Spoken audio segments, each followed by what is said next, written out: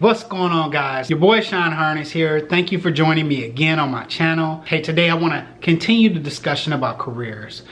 Over the past few weeks, I've talked to you guys a lot about how to elevate yourself when it comes to your career. So I started off talking to you about how to evaluate a new career opportunity. I've also talked to you about how to get promoted. And lastly, we had a discussion about how to manage your personal brand and how to be successful with that. Today, I want to shift a little bit and I want to give you a little bit more information about the behavioral-based interview process. And why did I choose or select this topic? Well, mainly because companies that give the best opportunities typically and pay the most money are companies that go through the behavioral-based interview process. Let's get into it today.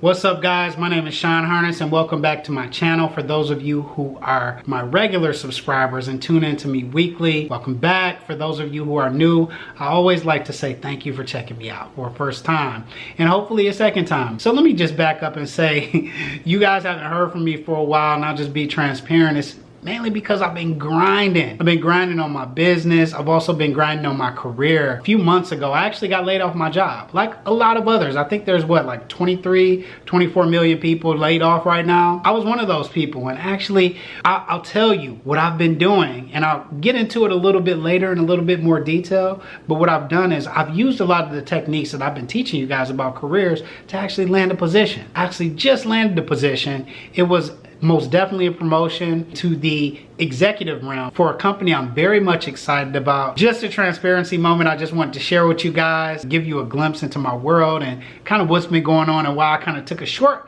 hiatus from recording and providing you guys this information that I've learned again while climbing the corporate ladder. So for those of you who are new, my name is Sean Harness. I'm an engineer and also a business strategist.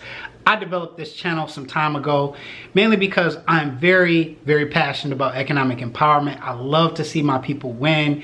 I'm a first generation college grad. So throughout my life, I've had an opportunity to elevate myself and my career through education, great mentors, and just situations that have taught me about hard work and consistency that have allowed me to get to a point in my career where millennial, but executive millennial. Like, how dope is that, right?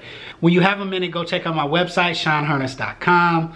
I have a 3-day free money video course there. You sign up at my website and you will get a video each day that will give you some really good tips as it relates to leveling up in your business as well as in your career. But with that being said, let's get back into it. So topic today, again, we're talking about careers, getting into the behavioral-based interview process. A wise man once told me, the best way to eat an elephant is one piece at a time. And that's essentially what this process is. Your first goal should be to get the job offer based on the interview. Secondly, you want to develop your personal brand. I do have a video for that. And lastly, you want to know how to perform properly so that you can elevate yourself in that new job and get promoted. So today I want to give you 5 tips on how to crush the behavioral-based interview process and also how to get ready for your negotiation, because let's face it, you're getting ready to get that next job offer and we want to make sure that you are compensated fairly. So number 1, do your research about the company. Good idea to read about the values, the mission of the company. What does this company stand for and how does that connect back to what you stand for? A couple of other elements that will come off very impressive in the interview process. Learning about the leadership of the company. The leadership, typically they set the tone. What's happening in the news? Do they have a new product that's cutting edge, that's getting ready to come out? Number 2, question you want to be prepared for. Tell me a little bit about yourself. Keep it a little bit light, right? You want to introduce yourself, give them a little bit of background, where you've been, where you want to go, how this role is going to help you get there. So something you should definitely practice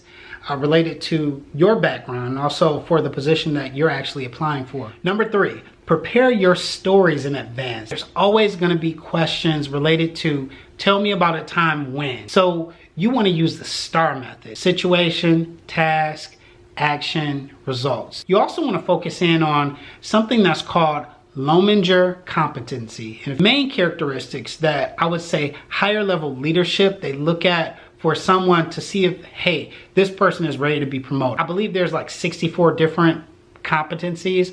I'll put the link in the description box for where you can actually go and read about this a little bit more. So one question may be about the customer focus. Another one might talk about or ask you about managerial courage. The elements of your answer, you should be building again on your strengths. You want to use the STAR method that I just talked about. Let's say you focus on 3 main areas: building relationships, being collaborative, and lastly, helping the company be more profitable. Number 4, and this one is one that's very much overlooked: be concise. I'll give you an example. So yes, there was a time where I had a chance to show that I was a good leader, I could work very well in teams, and we were able to reduce the amount of time it takes to finish this task by 30%.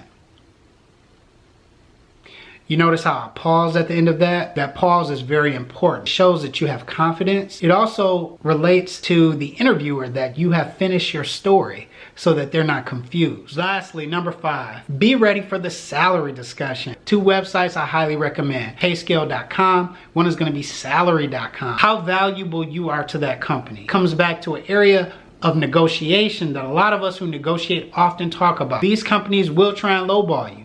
It's a tactic. It's a negotiation tactic. If you don't have any options and you don't have any experience, you kind of got to deal with what you have. But when you do get that experience, you will get more options. That's a guarantee. Practice, work hard, be consistent, develop relationships. And as a final thought, find a way to leave your interviewer with something unique and interesting about yourself as you're walking away from the interview. So that's it, guys. Thank you for joining me today. When you get a minute, go check out my website, SeanHarness.com. I've got the 3-day money video course there. It's 100% free. We'll give you some great tips on how to level up within your business, also within your career. Until then, peace.